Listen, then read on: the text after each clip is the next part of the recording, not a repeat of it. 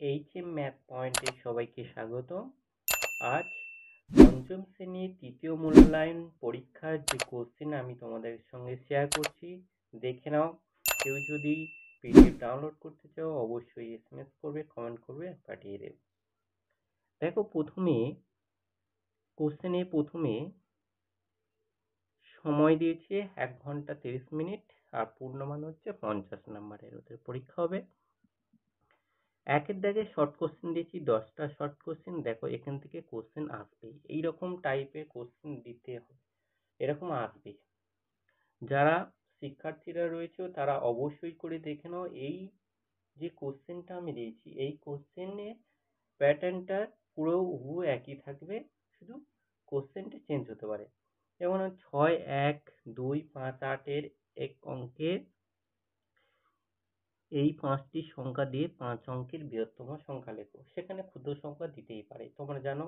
তাহলে এইটা হচ্ছে কোথা থেকে কোশ্চেন আছে, সেখান থেকে একটা আসছে। কথায় লেখো আসছে, ছোট বড় আসছে, ঊর্ধ্বক্রমে সাজাও। ঊর্ধ্বক্রম মানে ছোট থেকে বড়, অধঃক্রম বললে বড় থেকে ছোট। আয়তক্ষেত্রের পরিসীমা, এখানে সূত্রটা বলেছে, তোমরা লিখে দেবে। এছাড়াও আরো আয়তক্ষেত্রের ক্ষেত্রফলের সূত্র দিতে পারে। এইভাবে এই সূত্র কটা পড়ে রাখবে, এখান থেকে একটা কমন পেয়ে যাবে। তারপরে ত্রিভুজের 3টি কোণের সমষ্টি কত, ত্রিভুজের যে চ্যাপ্টারটা রয়েছে ওখানে ত্রিভুজের বৃহত্তম বাহু, ত্রিভুজের 3টি কোণের সমষ্টি, অনেক কটা শর্ট কোশ্চেন পরপর রয়েছে, সেই কটা পড়ে যাবে, অবশ্যই শর্ট কোশ্চেন পেয়ে যাবে। স্থূলকোণ, প্রবৃদ্ধ কোণ, সূক্ষ্মকোণ সম্পর্কে দেখে যাবে, একটা পড়বে।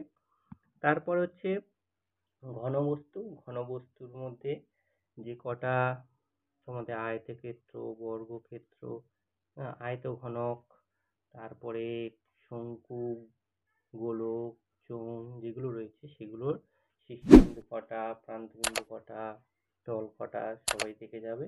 থেকে দুটো কোশ্চেন এসছে। আবার সমকোণী ত্রিভুজের বৃহত্তম বাহুর নাম হচ্ছে অতিভুজ, এটা তো কোশ্চেন আসবেই আসবে। তারপরে দেখো 2 দাগে বড় কোশ্চেন। এই বড় কোশ্চেনে সবচেয়ে বেশি নাম্বার। এই কোশ্চেনটা কোথায় কোথায় থেকে আসে তোমরা দেখে নাও, সেখান থেকে কটা অঙ্ক পরপর কটা অঙ্ক প্র্যাকটিস করে যাবে, অবশ্যই কমন পেয়ে যাবে। একের দাগে দেখে নাও, সবই বইতে কোশ্চেন দেয়, এটা উদাহরণে করে দেওয়া আছে। তারপরে দেখো সেই চৌবাচ্চার অঙ্ক, তারপরে ক্ষেত্রফলের অঙ্ক, সরলের অঙ্ক, তারপরে ঐকিক নিয়মের অঙ্ক, তারপরে হচ্ছে কত বেশি কত কম থাকলে যোগ বিয়োগের অঙ্ক, আবার চৌবাচ্চার অঙ্ক দিয়েছে। তারপরে আছে সময় কার্যের যে ঐকিক নিয়মের অঙ্ক, একটা বড় অঙ্ক করবে। তাহলে এখান থেকে আমরা বুঝতে পারলাম 6টা বড় অঙ্ক করবে। এই 6টা বড় অঙ্ক যদি করতে পারি আমরা, সবচেয়ে বেশি নাম্বার। দেখো এখানটা যদি আমরা 6টা বড় অঙ্ক করতে পেরেছি, 5 ছক 30 নাম্বার, তাহলে 50-এর মধ্যে আমরা 30 পেয়ে গেছি। Short question 10 number, 40। এবার আছে অঙ্কন। বৃত্ত অঙ্কন তো পড়বে। তারপরে ঘনবস্তু, সমদ্বিবাহু ত্রিভুজ, সরলকোণ, সমকোণ, প্রবৃদ্ধ কোণ কাকে বলে এবং তাদের চিত্র। আর হচ্ছে ত্রিভুজের ভাগ হচ্ছে ত্রিভুজ কাকে বলে, সমবাহু ত্রিভুজ, বিষমবাহু ত্রিভুজ, সমদ্বিবাহু ত্রিভুজ, তার সূক্ষ্মকোণী, সমকোণী, স্থূলকোণী। এই ত্রিভুজের মধ্যে একটা আসছে, কোণের মধ্যে একটা, ঘনবস্তুর মধ্যে একটা আসছে, কাকে বলে এবং তার সংজ্ঞায় আর তার অঙ্কন পড়ছে, অবশ্যই করে পড়বে। আর বৃত্ত অঙ্কন তো পড়ে গেছে, তোমাদের বেশি নয়, 4টে আছে, 4টের মধ্যেই দেবে। 3.5, 2.5, 2 সেমি, এই দিলেই তোমাদের ব্যাসার্ধ বিশিষ্ট একটা বৃত্ত অঙ্কন করতে হবে। শুধু বৃত্ত অঙ্কন করতে বলেছে, অনেক ক্ষেত্রে বৃত্তের ব্যাস, ব্যাসার্ধ, কেন্দ্র এগুলো দেখাতে হয়। তোমরা সবাই বৃত্তের কেন্দ্র, ব্যাসার্ধ, জ্যা এগুলো চিত্র অঙ্কন করে নাম লিখে তাদের নামের চিহ্নগুলো দেওয়ার চেষ্টা করবে।